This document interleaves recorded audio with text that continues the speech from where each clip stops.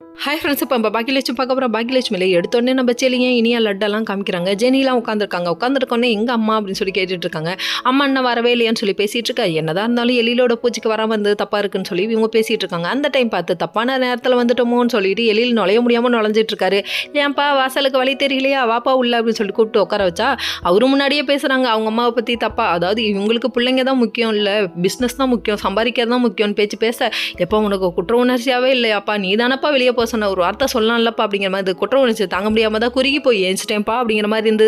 அதுக்கப்புறம் இவர் என்ன பண்ணாருன்னா அம்மாவை போய் பார்க்குறேன்னு சொல்லிட்டு கிளம்பிட்டாரு. இதை பார்த்தோன்னே செலியன் என்ன சொல்கிறாருன்னா, திருந்தவே மாட்டேடா, நீ திருந்தவே மாட்டே அப்படிங்கிறாங்க.